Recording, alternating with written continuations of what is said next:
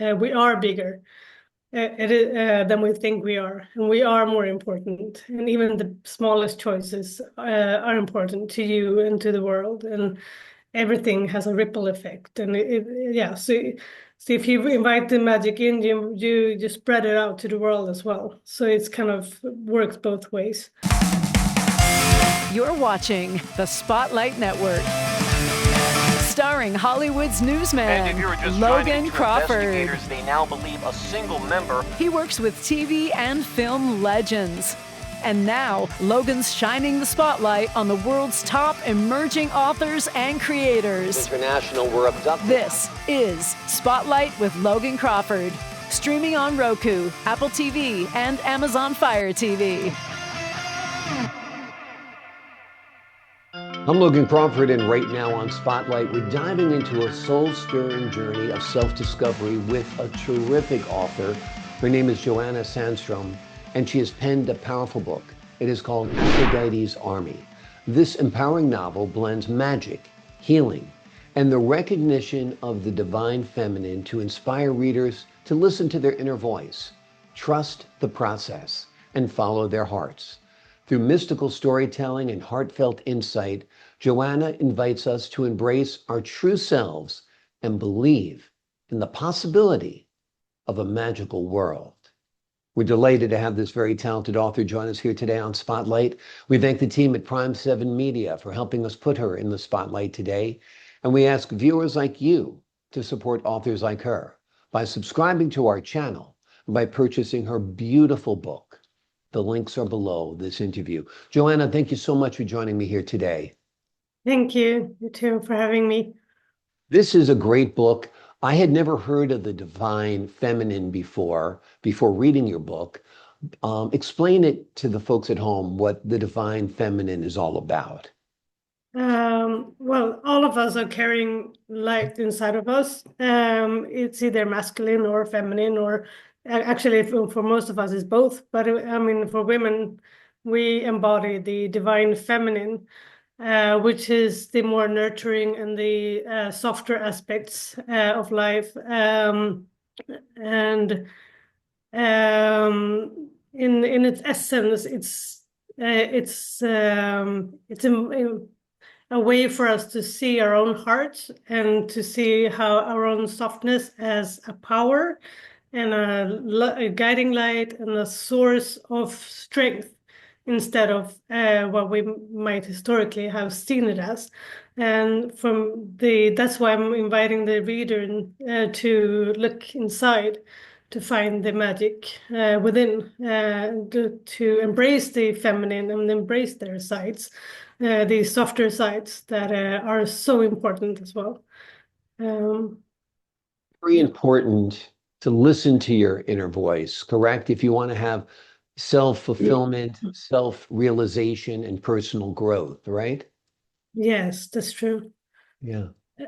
You've traveled all over the world to some really wonderful places. Your journey has included Malaysia, China, Sweden. How has that influenced your approach to life, your philosophy on life? Most importantly, it has opened my eyes to the many cultures and languages and religions that are, and different types of philosophies of life. And for me, it becomes visible in the book because I invite so many different cultural aspects. And I try to incorporate and include everyone so nobody feels left out. And that has sort of shaped me in who I am as well, that I always try to embrace everyone, no matter where they're from or who they are or what they look like. And that has been my whole upbringing from the years in Asia and to Sweden and wherever we have been. That has always been the heart of my life, actually, or the upbringing. Yeah. Exactly. I think the more you travel, the more you see other people, the more you realize that we're all the same, that we all have the same desires. We have the same aspiration, goals, and dreams, and that we're very, very much alike, even though there might be some differences physically, perhaps. Talk to us about believing in the possibility of a magical world.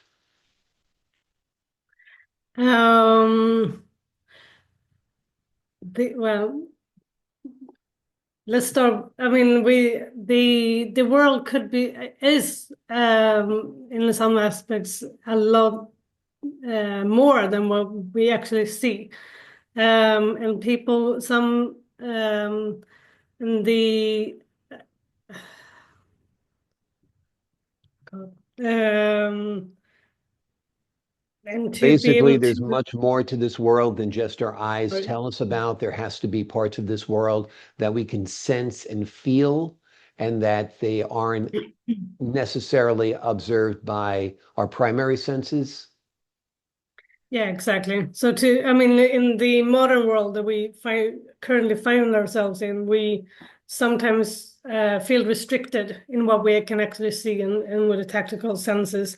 But if we start looking within, or we start kind of embracing what is out there and what has actually been taught to us this whole time, both through myths and mythology, and also in religion and in various aspects of culture and folklores and so forth. You kind of start to get a sense that we're all kind of telling the same story, and we're all equally amazed with what is out there, and what is it to be human, and are we as simple as we think we are, or are we more? And these questions are something that I think everyone is struggling with or trying to answer to themselves. But to sort of invite this magic into their life, to start to, you can kind of grasp the idea that we are bigger than we think we are, and we are more important, and even the smallest choices are important to you and to the world, and everything has a ripple effect. And yeah, so if you invite the magic in, you spread it out to the world as well, so it's kind of works both ways. um Exactly. Exactly. Yeah, I think once you realize that we have to look beyond the physical world, you approach life differently. You approach it more spiritually, more magically, more sacred, right? right, exactly. And also you get another type of understanding of your fellow human, like anyone, even strangers or friends or family. Your concept of your connections and your relationships to both the humans in your life, but also the divine humans that might have shaped um, our perspective, I would say. That you kind of get a sense of understanding what they could have gone through, or yeah, and relate to that. Absolutely. Um, Talk to us a little bit about healing in the modern world. Healing. Um, it's uh, it's becoming a really big topic, actually. More and more people are like spiritually awakening to the concept of a divine conscious, and uh, because more people are awakening, more are uh, feeling the urge to heal from past traumas and past pains, and heal their heartaches, basically. And in this world, it can be a little bit overwhelming, but there's a lot of guides out there, and there's meditation, of course. The modern healing is part of the why I wrote the book, because Mm, it there is so much out there that it can be hard to navigate sometimes. yeah. And it can hard, especially if you're in the beginning of the journey, you don't really know who to or how to listen to your own voice, and what to follow and yeah, what to think of. So it's good to have some sort of direction. I think what's powerful about your book is that it explores these wonderful concepts of healing, of the magical world, about the divine feminine, but it does so within a story. It does so within a novel. And I think that's very effective. And tell us why you chose to write this in a form of a novel. Well, the reason for that is because there are some. I myself have been, of course, through this a really intense healing journey, and what I felt was that it sometimes feels well. First of all, it feels a bit lonely, Mhm. but oh, very lonely actually, because sometimes you're just sitting there talking to yourself, basically.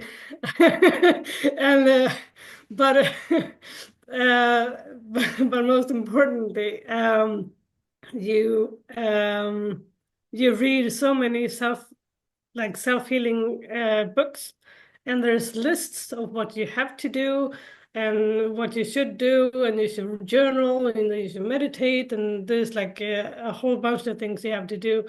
And what I thought at one point was that, it would be so much easier to do this if it was within some sort of context, something that I can actually comprehend the